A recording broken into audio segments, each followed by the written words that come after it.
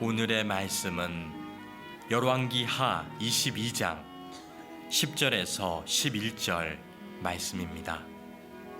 또 서기관 사반이 왕에게 말하여 이르되 제사장 hil기야가 내게 책을 주더이다 하고 사반이 왕의 앞에서 읽으매 왕이 율법책의 말을 듣자 곧 그의 옷을 찢으니라.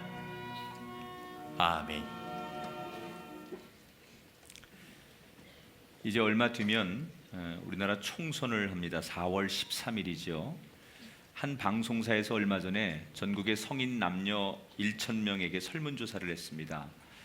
당신은 지금의 현역 의원을 지지하시겠습니까? 그랬더니 29%만 지지하겠다라고 응답을 했고 나머지는 그럴 생각이 없다고 대답을 했습니다. 이번 총선에 정당이든 정치권이든 심판하는 계기로 삼아야 한다고 응답한 유권자들이 64.3%에 이르렀습니다. 많은 국민들이 정치를 개혁해서 불안한 세상을 극복하고 싶다라고 하는 마음을 아마도 이 여론조사에 담지 않았을까라는 생각을 해보게 됩니다. 지금만이 아니라 예로부터 사람들은 삶이 불안하면 불안할수록 개혁을 갈망했습니다.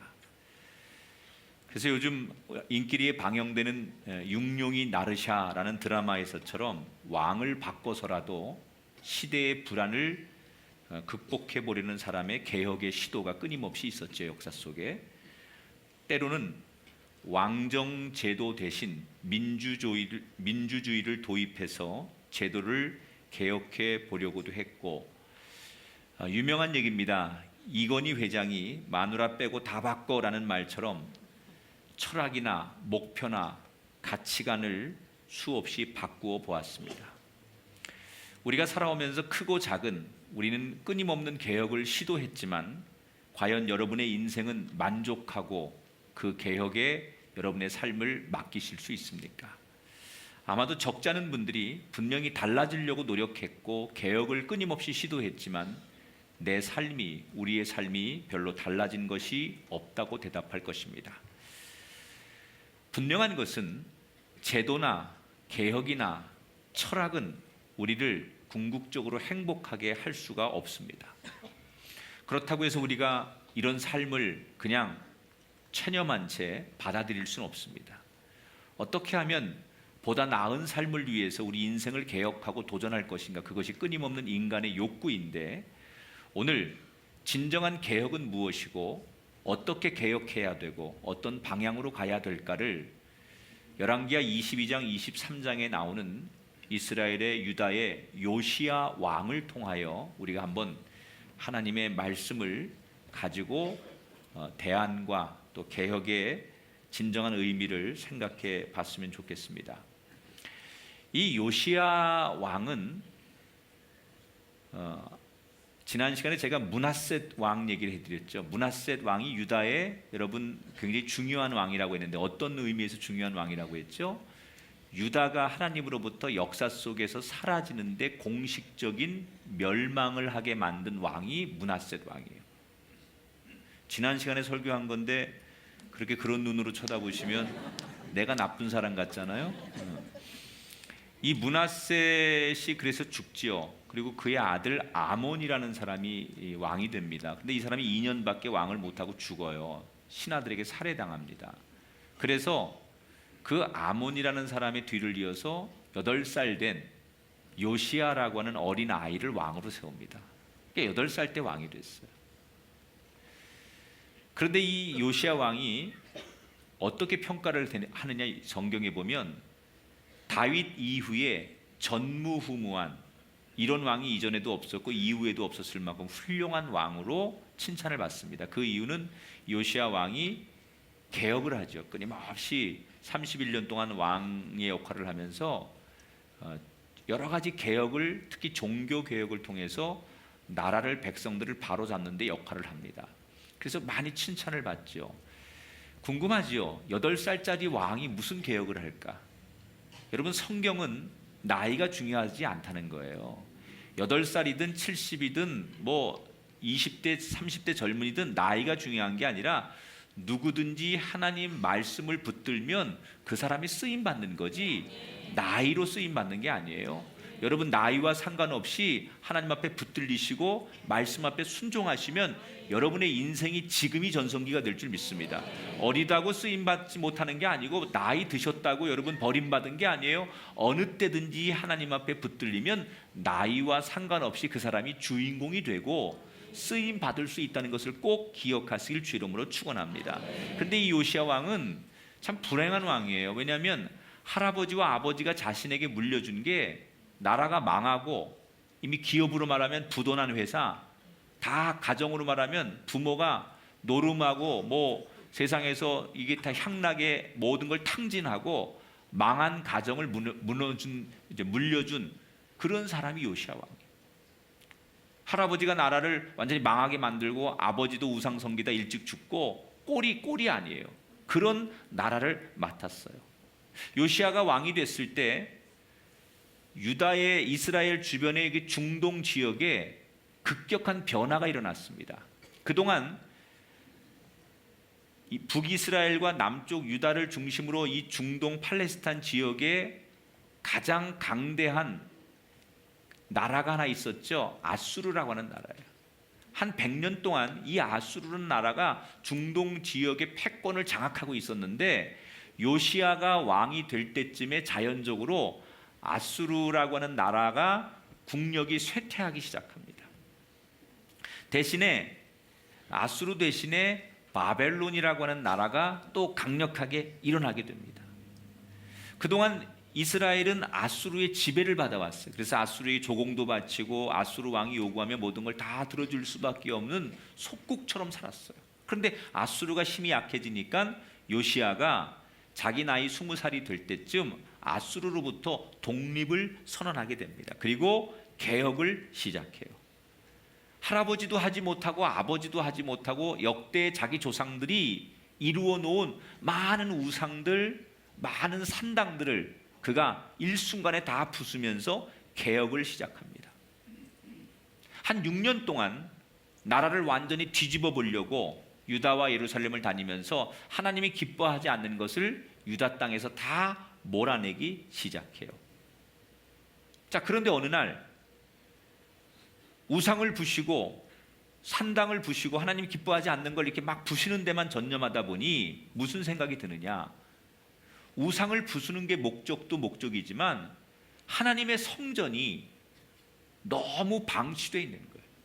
사람들이 우상을 섬기고 예배를 드리지 않다 보니까 성전이 성전의 역할을 못하고 성전이 너무 오랫동안 방치돼 가지고 흔한 말로 성전의 역할도 못할 뿐더러 건물도 너무 낡고 볼품이 없는 거예요. 이게 너무 마음이 아팠던 요시야 왕이 우상을 부수는 일도 중요하지만 성전을 다시 성전답게 만들어야 되겠다. 그래서 그가 제사장을 불러서 hil기야라는 제사장에게 모든 세금을 줄 테니까 국가의 재정을 가지고 성전을 아름답게 가장 귀하게 다시 리모델링을 해라. 그래서 hil기야 제사장이 왕의 명령을 받고 성전을 다시 이렇게 재건축하게 됩니다. 그런데 그렇게 성전을 막 여기저기 이제 보수하고 재건축하는 과정에 건축을 하는 일꾼들 중에 몇 사람이 어느 날 막 이게 뭐 이렇게 파헤치고 뭘 다시 뜯고 뭐 붙이고 이러는 과정 속에 아주 오래된 문서 하나를 발견해요. 두루마리로 이렇게 쌓인 뭐 책을 하나 발견하게 돼요. 이게 뭐지? 그리고 일꾼들이 모르니까 그걸 들고 hil기야라는 제사장이 가져갔어요. 아이 제사장님, 우리가 성전에서 일을 하다가 저 깊은 곳에 땅을 파다 보니까 이런 두루마리 하나가 나오는데 이게 뭐지요? 제사장이 일꾼들이 가져온 그 두루마리를 쫙 폈는데 깜짝 놀라는 거예요. 이건 말로만 듣던 모세가 하나님으로부터 명령을 받고 이스라엘 백성들이 어떻게 살아야 되는지 하나님의 법을 기록한 신명기 율법책이에요. 이게 오래된 모세가 썼다라고 하는 그 율법책, 말로만 들었던 그 율법책이 이 성전 어디엔가 깊숙이 보관돼 있다가 방치돼 있다가 지금이야 발견이 되는 거예요. 이 hil기야 제사장이 너무 놀라서 이 책을 들고 요시야 왕에게 나갑니다. 그러니까 왕이 그 안에 무슨 내용이 들었는지 한번 읽어봐라. 그래서 옆에 신하들이, 서기관이 왕 앞에서 그 발견된 율법책을 읽기를 시작하는 거예요. 그런데 처음에는 이 요시야 왕이 눈을 지그시 감고 그 오래된 모세가 썼던 율법책을 읽는 소리를 가만히 듣고 있어요. 그런데 시간이 점점점 지나면서 요시야의 표정이 심각해집니다. 그리고 갑자기 왕의 의자에서 내려와 눈물을 흘리기 시작하더니 급기야는 통곡을 하면서 무릎을 꿇고 자신의 옷을 찢으며 하나님, 내가 죄인입니다. 하나님, 우리가 죄인입니다. 이렇게 통곡하기를 시작했어요. 자, 22장 13절의 말씀을 같이 읽어볼게요. 시작. 우리 조상들이 이 책의 말씀을 듣지 아니하며 이 책에 우리를 위하여 기록된 모든 것을 행하지 아니하였으므로 여호와께서 우리에게 내리신 진노가 크도다. 왜 이 요시야 왕이 울었느냐? 이 율법책의 내용을 쭉 들어보니까 하나님이 우리 민족을 너무너무 사랑하셨어요. 그리고 우리에게 사랑하셨기 때문에 많은 축복의 말씀들을 약속하셨어요. 그런데 우리가 이 하나님이 주신 말씀대로 못 사는 거예요. 하나님이 너무너무 우리 민족을 사랑하고 우리에게 많은 축복을 약속하셨는데 우리가 하나님 마음을 아프게 하고 하나님 말씀대로 살지 못했다라는 것을 이 하나님의 말씀을 읽으면서 들으면서 깨닫기 시작하는 거예요. 아, 우리는 하나님의 은혜를 잊어버렸구나. 하나님이 이렇게 우리를 사랑하셨는데 그 하나님의 사랑을 잊고 살았구나. 살기 바쁘다 보니까, 살기 힘들다 보니까, 그냥 먹고 사는 게 급급하다 보니까 하나님이 우리에게 주신 약속, 하나님이 우리에게 주신 그 은혜, 하나님이 우리에게 주신 그 사랑을 우리가 다 망각하고 살고 있구나. 그 말씀대로 살지 못해서 이 나라의 운명이 멸망할 지경까지 왔으니 어떻게 하면 좋을까? 그 말씀을 들으면서 회개의 영이 터지기 시작하는 거예요. 지금까지의 개혁도 의미가 있지만 이 요시야 왕의 진정한 개혁은 뭐예요? 말씀을 들으면서 잊었던 은혜를 다시 기억하는 거예요.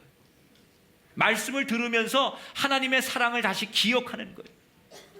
여러분, 우리 인생의 개혁이 일어나려면, 여러분 삶의 축복이 일어나려면 여러분 안에 하나님이 나를 이렇게 사랑하시는구나 라는 걸 깨닫는 순간, 하나님의 사랑이 나에게 이렇게 은혜가 있었구나라는 걸 아는 순간, 잊었던 것을 다시 기억하는 순간 여러분 삶의 새로운 개혁이 시작될 줄 믿습니다. 사람들은 어떻게 하든지 자신의 삶을 지금보다 더 행복하게 만들려고 자신의 삶을 바꿉니다. 어떤 사람은 목표나 진로를 바꾸는 사람이 있고, 어떤 사람은 매너리즘을 줄여보려고 시간표를 바꾸는 사람이 있고, 어떤 사람은 책상을 정리하고 거처를 옮겨보는 등 환경을 바꿔보는 사람이 있고, 어떤 분은 머리를 잘라서라도 내 겉모습 분위기를 바꿔보려는 사람이 있어요. 그런데 진짜 변화는, 내 인생이 정말 변하고 싶은 사람이 있다면 그런 환경적이고 겉모습의 변화도 중요한 일이지만 더 중요한 것은 내 내면에, 아, 내가 하나님의 은혜를 잊고 살았구나. 하나님이 우리에게 베푸신 그 은총을 내가 잊고 살았구나. 하나님이 우리를 이렇게 사랑했는데 내가 그 사랑을 잊고 살았구나. 이걸 다시 깨닫고 이것을 회복할 때 거기로부터 개혁은 시작되는 거예요. 여러분, 하나님 말씀이 다시 생각나는 사람은 두려움이 없어요. 하나님이 과거에 날 이렇게 사랑하셨지, 나에게 이렇게 은혜를 베푸셨지, 이게 기억나면 내 앞에 현실이 어떤 어려움이 있어도, 그래, 그때도 하나님이 나를 이렇게 축복하셨고 그 고난 가운데도 나를 일으켜주셨고 내가 그 죄인이었을 때도 나를 용서하셨던 그 하나님이라면 내가 지금 어떤 어려움과 환난에 처할지라도 여전히 나를 그때처럼 용서하시고 사랑하시고 나를 축복하실 하나님이지 라고 그 과거의 은혜를 기억하면 미래가 두렵지 않은 거예요. 오늘 우리의 문제는 뭡니까? 하나님이 우리에게 많은 은혜를 주셨는데 그 은혜를 우리는 잊고 산다는 거예요. 하나님이 우리에게 많은 약속을 주셨는데 그 약속을 잊고 산다는 거예요. 여러분 송구 영신 예배 때 여러분에게 다 하나님이 말씀을 주셨죠. 그런데 그 말씀은 어디가 있습니까? 성경책 속에 들어가 있고 지갑 속에 들어가 있고 그 말씀을 기억하지 않는다는 거예요. 너무 바쁘게 살다 보니까 하나님의 말씀은 성경 안에만 있는 거지 내 삶에 내 현실 속에 우리의 가정의 자리에서 그 말씀이 다시 기억나지 않고 있다는 거예요. 오늘 여러분 그 말씀이 다시 꺼내지시게 되길 바랍니다. 그 말씀이 다시 여러분 앞에, 여러분 눈에, 여러분 귀에, 여러분 마음에 들려지게 되길 주의 이름으로 축원합니다.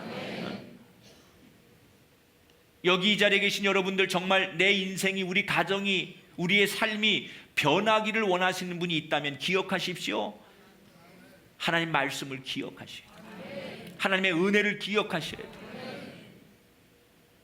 그래야 내 삶에 진정한 변화가 올 수 있다는 거예요. 요시야가 왕인데 자기도 몰랐어요. 말씀을 듣다 보니까 하나님이 과거에 우리 민족을 이렇게 사랑하셨는데, 우리를 이렇게 많이 용서하셨는데, 그리고 우리 민족을 향하여 이런 기대와 이런 약속을 너무너무 많이 하셨는데, 말씀을 듣기 전까지는 그런 걸 전혀 기억 못했는데 말씀을 들어보니까, 그 율법의 말씀을 다 들어보니까, 그 말씀을 읽어보니까 하나하나 하나님의 그 은혜가 생각나고 지나온 은혜가 기억나고, 그래서 혼자 들을 수가 없는 거예요. 그래서 왕이 장로들과 유다 백성들을 모두를 모으라고 명령했어요. 그리고 혼자 듣기에는 너무 아까운 이 말씀을 모든 백성들 앞에서 다 읽어주라고 명령을 해요. 2절 말씀을 같이 읽어봐요. 시작. 이에 왕이 여호와의 성전에 올라가매 유다 모든 사람과 예루살렘 주민과 제사장들과 선지자들과 모든 백성이 노소를 막론하고 다 왕과 함께 한지라. 왕이 여호와의 성전 안에서 발견한 언약책의 모든 말씀을 읽어 무리의 귀에 들렸다. 자, 여기 중요한 진리 하나를 여러분과 나누고 싶어요. 이 땅에서 모든 것의 시작은 항상 들음에서 시작하셔야 돼요.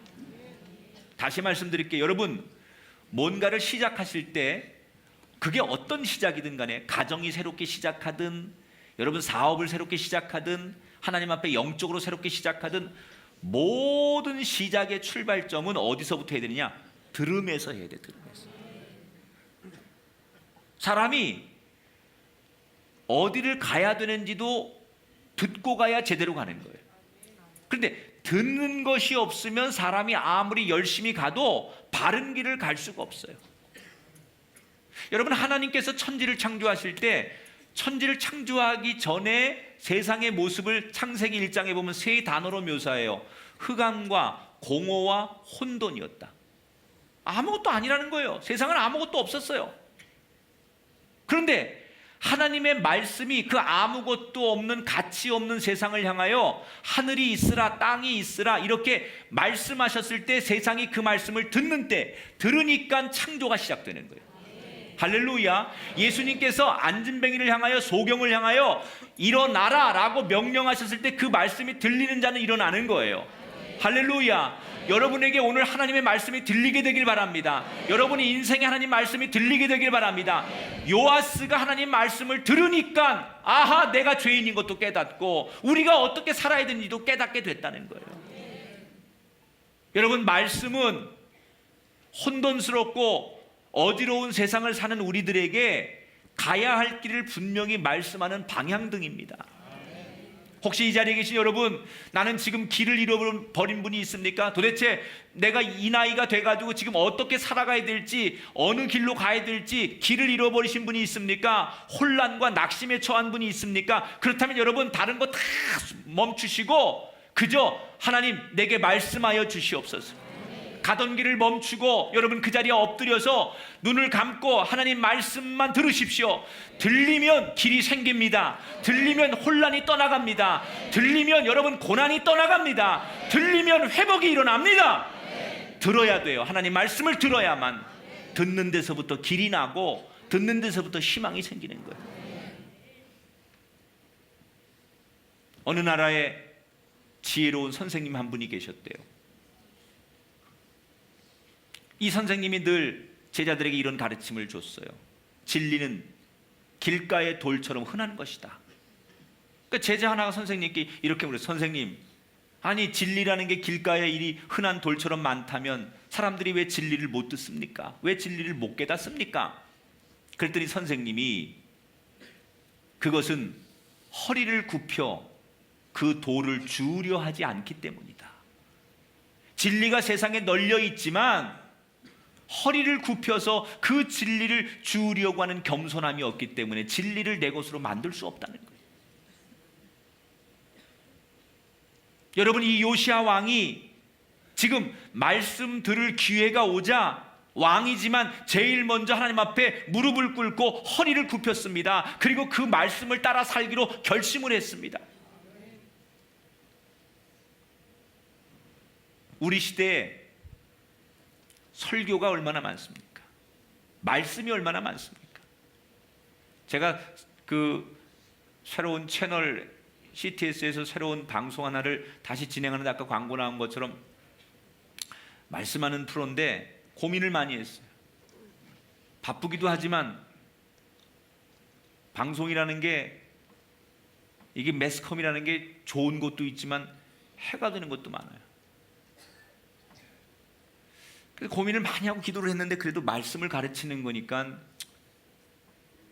필요하면 한번 해야지 라고 하면서 또 고민이 되는 것은 나 말고도 그 방송에 나와서 설교하고 뭐 말씀 가르치는 분이 너무너무 많은데 나까지 나가야 될 필요가 있을까? 이런 생각이 드는 거예요. 너무 많아요. 너무 뭐 유튜브에 인터넷에 뭐 곳곳에 말씀이 홍수처럼 쏟아져 나옵니다. 그런데 여러분, 많은 교인들이 너무 말씀이 많아서 겸손하게 허리를 굽혀서 그 말씀을 듣질 않아요. 너무 많으니까. 그래서 저는 예배를 좀 줄여야 되는 거 아니냐,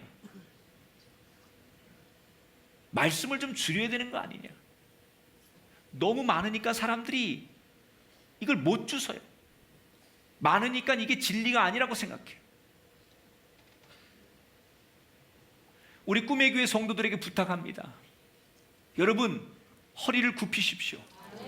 말씀 앞에 굽히십시오. 겸손히 엎드리십시오. 그래야 말씀이, 진리가, 은혜가 여러분의 것이 될 줄 믿습니다. 요시야 왕은 말씀 앞에 허리를 굽혔어요. 그리고 결심하는 거예요. 그래, 우리 민족은 하나님의 백성이다. 우리의 살 길은 하나님 말씀대로 사는 것이다. 그래서 하나님과의 관계를 다시 한번 확인한 요시야 왕이 전적으로 나라를 개혁하기 시작해요. 말씀을 듣고서 그래, 이렇게 개혁하자. 그리고 그가 개혁을 하죠. 세 가지를 합니다. 첫째, 우상과 산당을 부숴요. 여러분, 심지어 성전을 세운 솔로몬도 산당, 우상을 만들었어요. 왜 만들었는 줄 아세요? 하나님을 안 믿어서가 아니라 외교적인 관계 때문에. 솔로몬 이후에 많은 이스라엘의 왕들이 주변 나라들과의 외교적인 관계 때문에 그 나라 사람들이 경제에 무역을 하면서 요구하는 것 중에 하나가 자기네가 섬기는 우상이 자유롭게 들어갈 수 있도록 해달라고 하거든요. 그러니까 외교적인 관계 때문에 왕들이 그걸 허용하는 거예요. 사랑하는 여러분, 우리 인생의 우상과 산당을 요시야처럼 누구 눈치도 보지 않고 부실 수 있는 사람이 되길 바랍니다. 사람이 그런 거 있어요. 이게 요시야 왕이 대단한 게 저는 이런 거라고 생각해요. 내가 우상을, 나는 기독교인이니까 내가 저 우상, 미신 그걸 믿는 사람 보면서 나는 그런 거 안 믿어, 이럴 수는 있어요. 어디 그 불상이나 이런 걸 보면서 아예 나하고 상관없어, 그리고 무시할 수는 있어요. 내가 기독교인이면. 그런데 다른 왕들은 그랬죠. 근데 요시야 왕은 뭐예요? 그 불상이나 우상들을 아예 부셔버렸다는 거예요. 내가 안 믿는 게 문제가 아니라 내 눈앞에 그런 걸 두지 말라고 아예 법으로 그걸 다 부셔버렸다는 거예요. 그러니까 외교적인 관계 이게 얼마나 어려움이 온다는 걸 왜 모르겠어요. 역대 왕들은 외교적인 관계 때문에 우상을 받아들이고 산당을 지어줬어요. 그런데 요시야 왕이 그걸 모르겠어요. 알지만 다른 어려움이 있어도 분명하게 하자는 거예요. 하나님이 기뻐하지 않는 걸 다 버리겠다는 거예요. 그래서 요시야 왕을 가리켜서 전무후무한 왕이라고 하는 거예요. 두 번째로 개혁한 게 뭐예요? 예배를 예루살렘 성전에서만 드려라. 그동안 백성들이 예루살렘의 성전까지 오는 게 귀찮으니까 자기들끼리 산당을 만들어가지고 자기들끼리 편리하게 예배를 드렸단 말이에요. 그걸 다 금했다는 거예요. 예배는 성전에서만 드려라. 여러분, 살아계신 하나님이 핏값으로 세우신 이 교회가 여러분 예배 처소가 되시길 바랍니다. 어디서든 기도할 수 있어요. 여러분 어디서든 찬송할 수 있어요. 여러분 삶이 예배가 될 수 있어요. 그러나 하나님이 주신 이 규칙의 예배, 하나님이 주신 이 원칙의 예배가 소홀히 되지 않게 되길 주의 이름으로 축원합니다. 여러분 편리대로 예배하는 건 예배가 아니에요. 그 하나님이 주신 규칙대로 예배하는 게 귀한 예배라는 거예요. 그게 개혁이에요. 세 번째로 요시야 왕이 한 게 뭐예요? 우상을 섬기느라 오랫동안 잊고 있었던 유월절을 국가적으로 다시 지켰어요. 유월절이 뭐죠? 이스라엘 백성들이 이집트에서 출애굽하는 것을 영원히 기억하기 위해서 지키는 절기가 유월절이에요. 그 절기를 그동안 너무 바쁘다는 것 때문에 살기 힘들다는 것 때문에 안 지키고 잊고 살았는데 이걸 다시 복원해서 유다 백성들 모두는 유월절을 국경일로 지켜라 이렇게 명령했다는 거예요. 자, 이렇게 과감하게 세상 사람들 눈치 보지 않고 하나님이 기뻐하시는 이런 개혁을 하니까 성경의 요시야 왕을 뭐라고 평가하느냐? 자, 성경 25절을 읽어볼게요. 요시야 왕을 이렇게 평가합니다. 시작. 요시야와 같이 마음을 다하며 뜻을 다하며 힘을 다하여 모세의 모든 율법을 따라 여호와께로 돌이킨 왕은 요시야 전에도 없었고 후에도 그와 같은 자가 없었더라. 할렐루야. 여러분, 저는 요시야처럼 이렇게 저와 여러분이 하나님 앞에 칭찬받는 인생이 되길 축복합니다.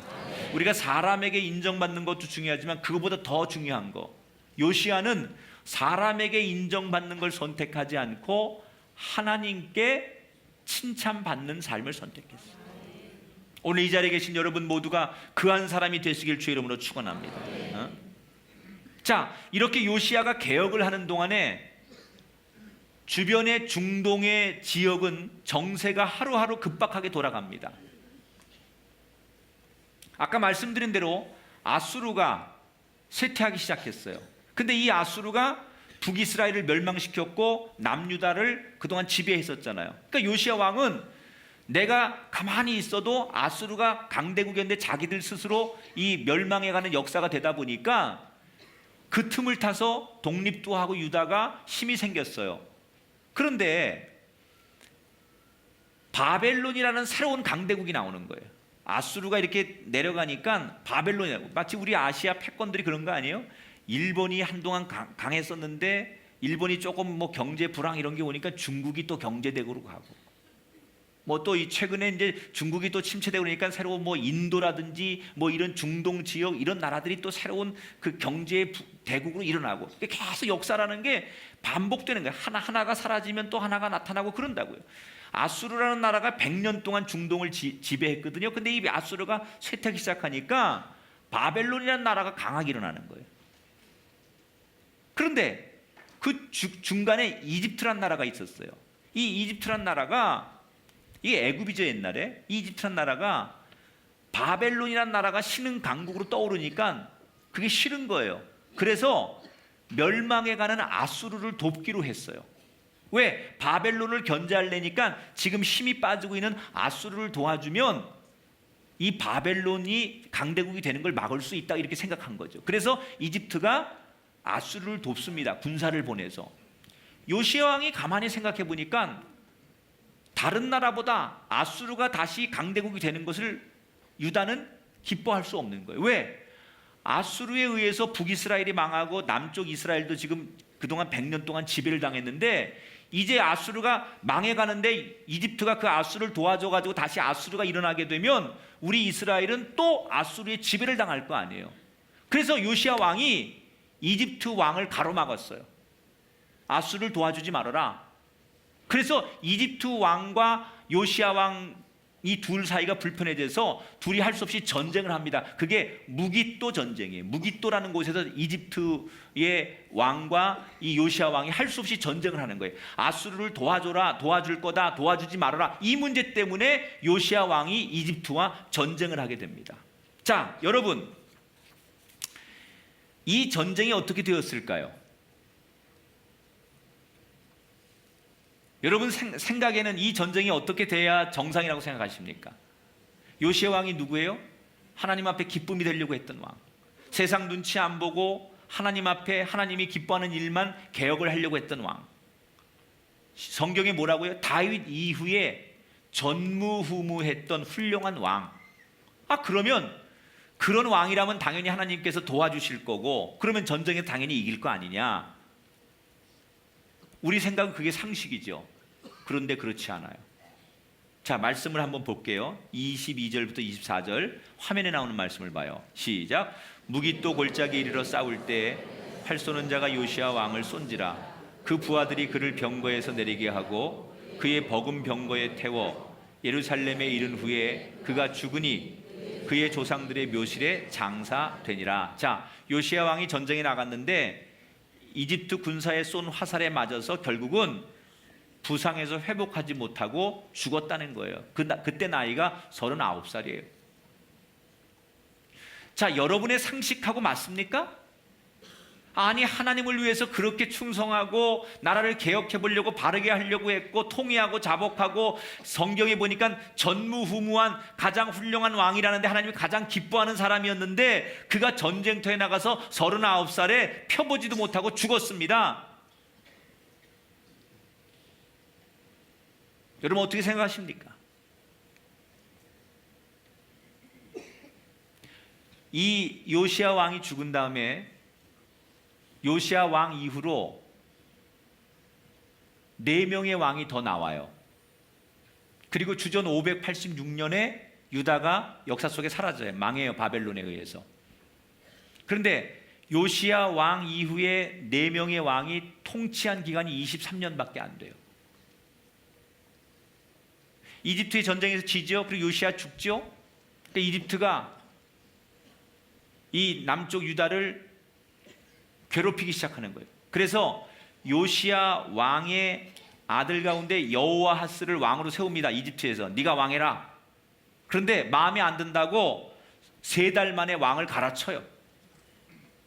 그래서 23년 동안 4명의 왕이 바뀌면서 주전 586년에 바벨론에 의해서 남쪽 유다도 역사 속에 사라지게 되는 거예요. 아니, 요시아 왕이 그렇게 훌륭한 왕이고 하나님 마음에 드는데 왜 하나님께서 유다를 살려주지 않고 전쟁에서 죽게 하시고 역사 속에 남쪽 유다가 사라지게 만드시는 거냐? 하나님 앞에 그렇게 잘해도 소용없는 거 아니냐? 이런 의문을 많은 분들이 갖습니다.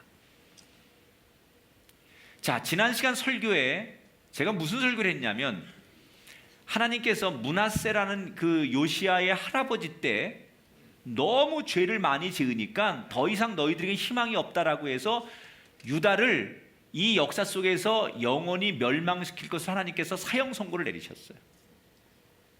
이미 유다는 요시아 왕과 상관없이 하나님께 사형 선고를 받았어요. 그리고 집행만 기다리는 거예요. 이게 무슨 얘기냐면,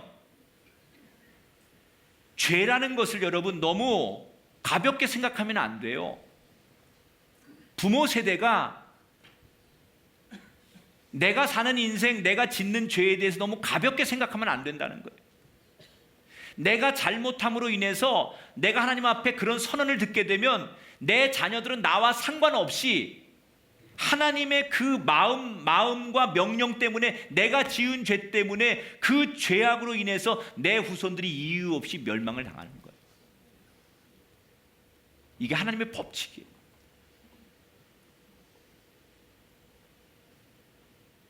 그래서 우리는 오늘도 나를 위해서도 그렇지만 내 후손들을 위해서라도 내가 지금 제대로 길을 가고 있는지, 내가 옳은 길을 가고 있는지, 잘못된 길을 가고 있는 건 아닌지 겸손하게 하나님 말씀을 들어야 돼요.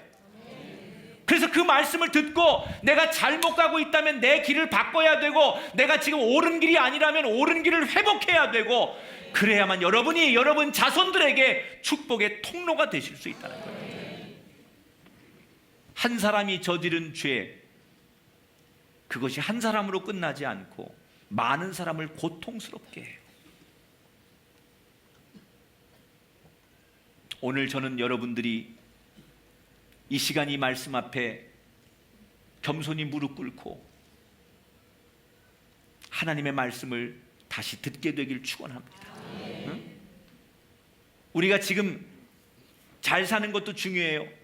그러나 우리의 자녀들이 바른 길을 걸어갈 수 있도록 길을 제시하는 것, 그게 진정한 개혁이에요. 여러분 시대 잘 먹고 잘 사는 게 문제가 아니라 여러분 다음 세대, 여러분 자손들이 옳은 길을 걸어갈 수 있도록 우리는 그 길을 개척하는 사람이, 좀 힘들더라도 우리가 길을 제대로 만들어 놓고 우리가 제대로 그 길을 그렇게 갖고 놓으면 우리 후손들이 그 길을 갈 거 아니에요. 그런데 우리 먹고 살자고, 우리 잘 살자고 길을 안 만들어 놓고 준비를 안 해놓고 우리가 없어지면 우리 자식들이 길이 없으니까 방황할 수밖에 없다는 거죠. 우리는 길을 만드는 사람이 돼야 돼요. 그러려면 하나님의 말씀을 듣는 자가 돼야 돼요. 진정한 개혁은 잊었던 하나님의 은혜를 다시 기억하는 거예요. 오늘 여러분 안에 지난 시간 하나님이 베푸신 은혜, 나에게, 우리 가정에게 허락하신 그 주님의 사랑, 나에게 약속하신 주님의 은총의 축복, 이것이 다 기억나게 되길 바랍니다. 나 같은 사람 하나님께서 그렇게 축복해 주셨는데, 우리 같이 별 볼 일 없는 가정을 하나님께서 그렇게 귀하게 여겨 주셨는데, 죄인이 없고 쓸모없고 손가락질을 받을 수밖에 없는 우리 가정, 우리 부부를, 우리 자식을 하나님 여기까지 인도해 주셨는데, 내가 그때 그 하나님 말씀 앞에 눈물로 그렇게 약속했었는데 어느덧 시간이 지나다 보니까 그 은혜, 그 감격, 그 사랑 다 잊어버리고 살았던 우리들에게 그 은혜와 감격이 다시 회복된다면 그때부터 여러분의 인생의 진정한 개혁이 시작될 줄 믿습니다. 그때 하나님이 우리를 향해 들려주시는 음성을 들을 수 있을 때, 따라합시다. 모든 시작은 들음에서 생깁니다. 오늘 여러분 새로운 인생을 살길 원하십니까? 질병에서 고쳐지고 어둠의 영에서 떠나가고 여러분 가정이 회복되길 원하고 여러분 새로운 시작을 하길 원하신다면 기억하십시오. 들음에서 시작하셔야 돼요. 하나님 말씀이 들리게 되길 바랍니다. 하나님 말씀을 듣기를 사모하십시오. 그 음성을 듣기를 원하십시오. 그럴 때 여러분 삶에 진정한 개혁이 일어날 줄 믿습니다. 요시야 왕이 말씀을 발견하자마자 그 말씀 앞에 엎드렸지 않습니까? 그리고 그 말씀을 들었지 않습니까? 그래서 개혁하지 않았습니까? 오늘 하나님의 은혜 앞에 엎드리시고 겸손히 하나님 앞에 다시금 내가 얼마나 교만한 사람이고 그 하나님의 은혜를 망각하고 살았는지 요시야 왕처럼 엎드려서 오직 하나님의 음성에만 귀를 기울이고 내 마음을 쏟아내는 겸손한 사람들이 되셔서 여러분 삶의 진정한 개혁이, 새로운 변화가, 시작이 아름답게 일어나게 되시기를 주님의 이름으로 축원합니다.